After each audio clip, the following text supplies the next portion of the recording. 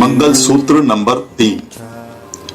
मंगल सूत्र नंबर 3 का मतलब है कि ये जो सूत्र क्रमवश दिए हुए हैं उसमें 2 नंबर के सूत्र में 3 मंगल उत्तम है और जो 3 नंबर का सूत्र है उसमें भी 3 मंगल उत्तम है। ये टोटल कुल मिला के 38 बताए जाते हैं।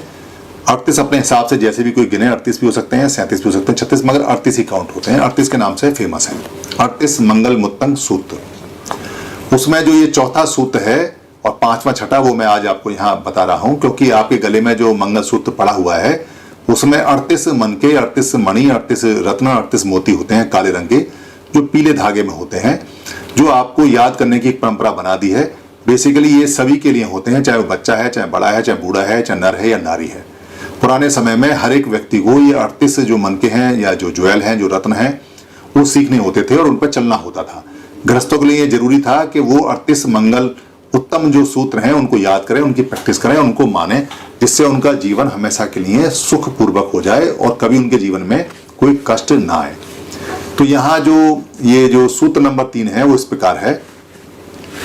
पति रूप देशवासो च तुब्बे च कत पुण्यता अत सम्मापनिधि च एतंग मंगल मुत्तंग मुत्तमंग। पति रूप देशवासो च। पति रूप देशवासो च का जो मतलब है यहाँ बहुत सिंपल और बहुत बढ़िया है। पति जो शब्द है उसको पति भी बोलते हैं, यानी पति या पति, इसका मतलब होता है पति वासो। पति का पति रूप का मतलब होता है योग्य और सही, यानी बिल्कुल अनुरूप, ठीक, एकदम अनुकूल, अनुकूल रूप से, प्रति रूप से, सम्यक रूप से, सही रूप से, ठीक। क्या होना चाहिए?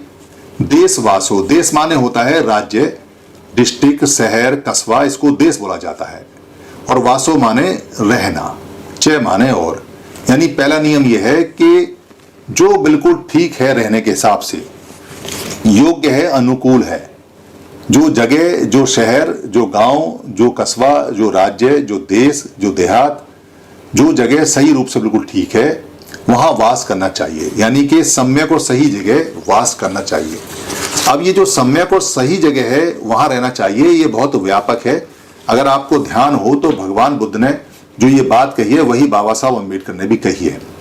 बाबा साहब अम्बेडकर ने ये कहा है कि जिस जगह आपको इज्जत ना मिले, जिस जगह आपको सम्मान ना मिले, जिस जगह आपको काम ना मिले, जिस समय असमानता हो, ऊंच नीच हो, भेदभाव हो, जहां मनुष्य को मनुष्य ना समझते हो, जहां आपको फंडामेंटल राइट्स यानी बोलने का, धन रखने का, संपत्ति खरीदने का, चुनाव लड़ने का, प्रमुख बनने का, एजुकेशन हासिल करने का, पढ़ने का, ये मनुष्य के बराबर मनुष्य जितने राइट हैं वो अगर नहीं आपको मिलते हैं, कहीं आपको सुविधाएं नहीं है आगे बढ़ने की, आगे बढ़ने के मौके अगर आपके छीन लिए जा रहे हैं और जबरदस्ती घपला करके, षड्यंत्र करके आपके जो मौके हैं या जो आपका अधिकार है, जो आपका नंबर है, उसको अगर खत्म किया जा रहा है और वहां आपको नहीं मिल पा रहा है, या जहां बेइज्जती होती है, जहां आपको मनुष्य के बराबर नहीं समझा जाता है, या जहां सुरक्षा नहीं है, आपको खतरा महसूस होता है, रात को आते जाते या सोते या हर समय डर रहता है, या आपको जहां भोजन की व्यवस्था नहीं है, भोजन आपको निम्न स्तर का या बेकार मिलता है, या आपको वहां पर बहुत गंदे कामों में रहने के लिए कहा जाता है कि आपको काम करने के लिए सिर्फ गंदे ही काम है, तो वो जगह रहने लायक नहीं है, वो जगह ठीक नहीं है, सम्यक नहीं है, उसको छोड़ देना चाहिए तुरंत, बिना इस लालच के कि ये मेरा मकान है, ये मेरा आंगन है, इसका मैं क्या करूं, उसका पैसा मिलता हो या ना मिलता हो, उस जगह को छोड़ के वहां जाना चाहिए जहां आपको सारे अधिकार, सारे राइट, और जहां आपको सुरक्षा, खाना, और जहां सब चीज आपको हेल्थ वगैरह, स्वास्थ्य वगैरह, अस्पताल वगैरह मिलते हो। ये देखो कितने कमाल की बात है कि ये जो मंगल मुत्तंग सूत्र है उसका ये चौथा सूत्र है जो बाबा साहब ने कितना विस्तृत रूप से बताया हुआ है, और यही आशय भगवान बुद्ध का भी है कि आपको जो बिल्कुल अनुकूल है, जो बिल्कुल ठीक है, जो सम्यक है, उस जगह, उस राज्य, उस देश, उस स्थान पे रहना चाहिए। यह है महामंगल सूत्र नंबर 4। पुब्बे च कत पुण्यता। पुब्बे च कत पुण्यता। पुब्बे माने होता है पहले, च माने और कत पुण्यता का मतलब है कत माने किया हुआ, यानी काम किया हुआ, कार्य किया हुआ, और पुण्यता माने होता है जो पुण्य है, यानी कि पुण्य आपने किए हैं पहले। अब यहाँ ये जो 5वां महामंगल सूत्र है उसमें ये कहा जा रहा है कि पहले के किए हुए जितने भी पुण्य कार्य हैं वो होने चाहिए। अब किसी व्यक्ति को अगर आज ये कहा गया है कि पहले आपके कौन से पुण्य कार्य हैं तो उसे पता नहीं। यहाँ दो बातें हैं इसकी। एक तो ये है कि जन्म के साथ जो कार्य आते हैं वो होने चाहिए, वो हमारे हाथ में अभी तो है नहीं क्योंकि जन्म तो हो चुका है। जो पहले अगर पुण्य काम किए हैं तो पुण्य काम किए होंगे, उनका फल अच्छा मिलेगा तो आ जाएगा, और अगर नहीं है तो पुण्य काम अब करने चाहिए ताकि आगे वालों को मिले। तो अब का अगर पुण्य काम करेंगे तो आगे वालों को कैसे मिलेंगे, इसे समझ लीजिए। मेरे पिताजी ने पूरे जीवन भर धम्मपद पढ़ा। वो भगवान बुद्ध का धम्मपद पढ़ते थे और सुबह को साधना तपस्या भी करते थे और बड़े शांत थे, कोई व्यभिचार नहीं करते थे, अपना गृहस्थ जीवन के सारे काम पूरे करते थे, जो जिम्मेदारियां थी वो निभाते थे। उनका खाना बहुत सात्विक था और कोई उनमें व्यभिचार था नहीं। उनकी ख्याति बहुत दूर दूर तक थी। सिंपल सादा आदमी थे और जो जीवन के लिए आवश्यक मेहनत करने का काम है वो लगातार करते थे नियम से। मैंने कभी उनको काम चोरी करते हुए देखा नहीं। तो उनकी ख्याति और उनका जो पुण्य कर्म जो उन्होंने किया उसका फल हमारे परिवार के हर एक मेंबर को मिलता है। क्यों मिलता है? क्योंकि वो ये कहते हैं कि ये लेखराज सिंह के बेटे हैं। बस ये नाम ही काफी है क्योंकि वो बहुत सज्जन और बहुत पुण्यवान व्यक्ति थे। तो इसका मतलब जो पूर्व में पुण्य काम किए हैं वो मेरे पिताजी ने किए हैं, जो उसका फल मुझे अब मिल रहा है। और मैं जो अब ये पुण्य काम करूंगा या अच्छे काम करूंगा उसका फल मेरे बच्चों को, मेरी पत्नी को या मेरे परिवार को मिलेगा कि सुधीर दास सिंह ने जीवन में पुण्य काम किया तो ये फल है, और अगर पाप कर्म किए तो उसका ये फल है। फल दोनों के ही आएंगे। यहाँ भगवान बुद्ध कहते हैं 5वें नंबर के महामंगल सूत्र में कि आपने पुण्य काम इकट्ठे करने हैं, अच्छे काम इकट्ठे करने हैं। पुराने अच्छे काम अपने आप हो जाएंगे क्योंकि जो आपके काम है वो आपके बच्चों को, आपके परिवार को, आपकी सोसाइटी को, आपके समाज को मिलेंगे। इसलिए पुराने अच्छे कामों का होना जरूरी है, पुराने अच्छे काम हो। ये 5वां महामंगल सूत्र है। छठा है अत्त सम्मा परिधि च। अत्त सम्मा परिधि च। अत्त माने होता है स्वयं और सम्मा माने होता है सही। अत्त सम्मा परिधि च, और परिधि माने होता है, पण माने होता है प्रण, और परिधि माने होता है निश्चय या संकल्प धारण करना। आपने देखा होगा कि प्राण जाए पर वचन ना जाए, यानी कि उसमें प्राण जाए पर वचन ना जाए। जो वचन होता है उसको प्रण बोलते हैं। प्रण न जाए, प्राण जाए पर प्रण न जाए। प्रण को पाली में पण बोलते हैं। पण का मतलब है जो आपने निश्चय किया है, जो संकल्प किया है, उसको पण बोलते हैं। और प्रणधि का मतलब है पण का धारण करना, यानी संकल्प का धारण करना। पण को शर्त भी बोलते हैं, पण माने दुकान भी होती है। तो पण का अगर धारण कर लिया तो पणधि हो गया। पणिधि, पणिधि का मतलब है कि इसने संकल्प धारण कर लिया। और सम्मा का मतलब है, पाली में सम्मा बोलते हैं और हिंदी में सम्यक, यानी राइट, बिल्कुल सही। तो सही संकल्प मैं जो करूं वो सही संकल्प करूं, ये है महामंगल सूत्र नंबर 6। अब इसमें सम्यक क्यों शब्द लगाया है, सम्मा क्यों लगाया है? खाली संकल्प भी बोल सकते थे, अत्त पणिधि हो सकती, सम्मा की जरूरत नहीं थी। मगर भगवान बुद्ध इतने ज्ञानी थे, परम ज्ञानी थे कि उनको बहुत भविष्य का भी आभास था। और उन्होंने पहले जो अपने भूत में देखा वो भी देखा कि लोगों ने कैसे जानकारियों का मिसयूज किया है। यानी कि जो ज्ञान है, जैसे परमाणु बम बना, 2 परमाणु की जो जानकारी है कि 2 परमाणु अगर एक साथ इकट्ठे होते हैं, जब वो आपस में मिलकर एक परमाणु बनाते हैं, अणु बनाते हैं, तो बहुत सारी ऊर्जा निकलती है। और अगर एक अणु के 2 टुकड़े करते हैं तो उसमें भी बहुत बड़ी ऊर्जा निकलती है। ये जब ज्ञान पूरा आ गया दुनिया के अंदर तो 2 तरह के लोग दुनिया में आए। एक तो जो सम्मा थे, सम्यक थे, सही थे, उन्होंने इसका फायदा उठाकर परमाणु के बिजली घर बनाए जो लोगों का कल्याण करते हैं, जिससे ये कैमरा चलता है, ये लाइट जलती है। और कुछ लोगों ने, जो खराब लोग थे, जो सम्मा नहीं थे, जो असम्मा थे, यानी असमता वाले लोग थे, उन्होंने उसके परमाणु बम बनाए।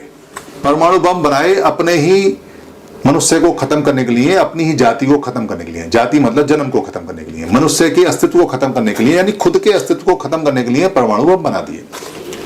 तो भगवान बुद्ध को अच्छी तरह से ज्ञात था कि जो जानकारी उन्होंने खोजी है प्रकृति से, जो जानकारी उन्होंने पाई है, उसका असम्यक यूज भी हो सकता है। इसलिए पहली बार भगवान बुद्ध ने, उससे पहले कभी किसी ने सम्मा का या सम्यक का इस्तेमाल नहीं किया, राइट का इस्तेमाल नहीं किया। सबने जानकारी ऐसी दी जो पुरानी जानकारी थी। मगर भगवान बुद्ध की जानकारी में एक खास बात है कि सारी जानकारियों में सम्यक शब्द लगा हुआ है और उनको कहते भी सम्मासम बुद्धस्य हैं, यानी कि सही और बराबर करने वाले बुद्ध हैं। तो सम्यक यहाँ बहुत जरूरी शब्द है।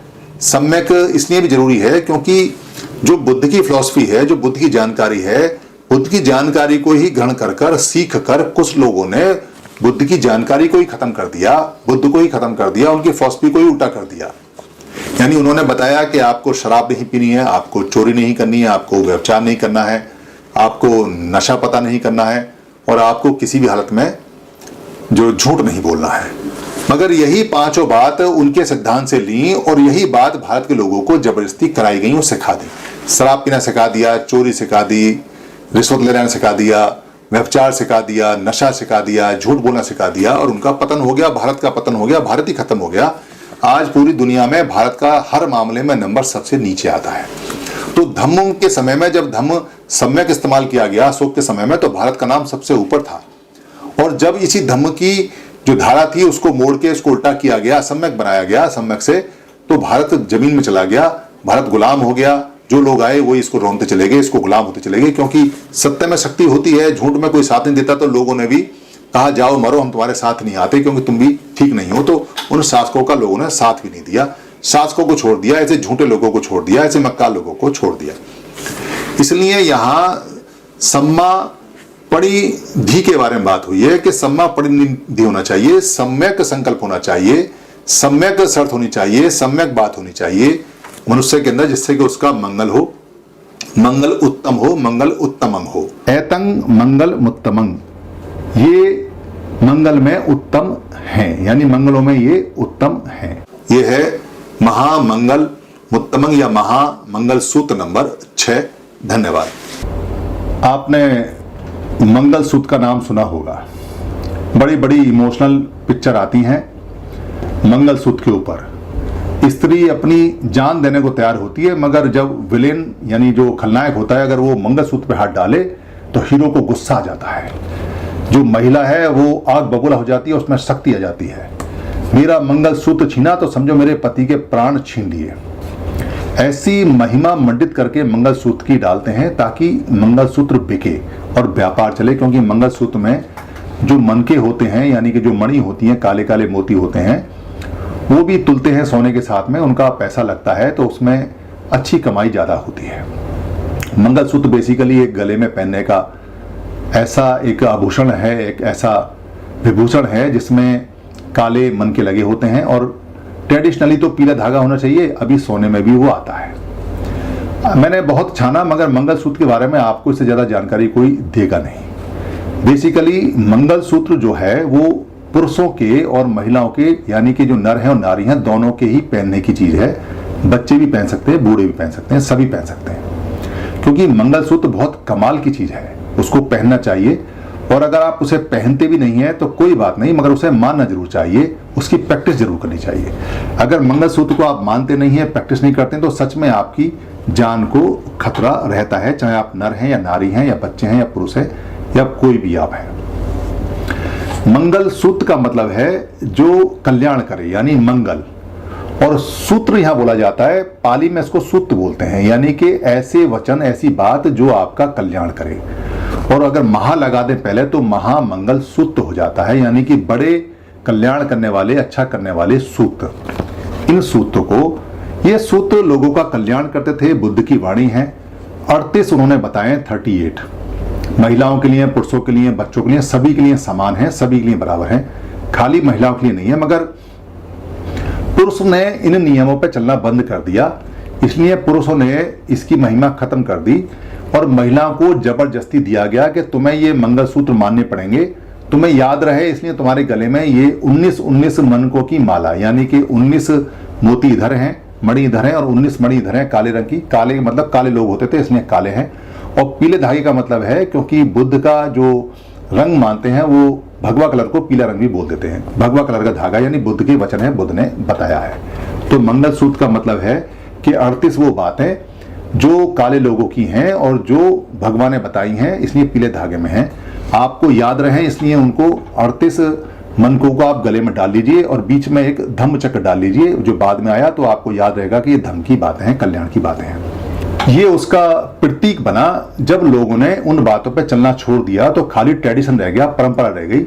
लोग ये तो भूल गए कि वो मंगल क्या थे, मंगलसूत्र क्या थे, मंगल वचन क्या थे, वो कौन सी कल्याणकारी बातें थी, वो कौन सी गुड टॉक्स थी, गुड थिंग्स थी जो हमें 38 थी, 38 थी अप्लाई करनी थी। वो गले में 38 मन के बांध के बस काम खत्म हो गया और बाद में व्यापार में बदल गया। जितना जिसको बड़ा मंगलसूत्र जो ले सकता है, सुनार जो थे, जो स्वर्णकार थे, उनके मजे आ गए, वो वहां अपना धंधा करने लगे और उसके हिसाब से उनके मंगलसूत्र बिकने लगे। फिर ट्रेडिशन बन गया और फिर मंगलसूत्र को पति की जीवन से जोड़ दिया। बेसिकली तो पति अगर उन पे चलेगा तो उसका जीवन बचेगा, पति अगर नहीं चलेगा तो पति का जीवन खतरे में रहेगा। ऐसे ही अगर स्त्री उन 38 सूत्रों को मानेगी, 38 बातों को मानेगी तो उसका जीवन कल्याणकारी रहेगा, वरना तो डामाडोल रहेगा, खत्म सा रहेगा, चाहे वो सांस ले लेते रहे या जीवित रहे। तो वो जो मंगलसूत्र हैं या महामंगल सूत्र हैं, वो सारे मंगलसूत्र भगवान बुद्ध ने बताए हैं। आप सभी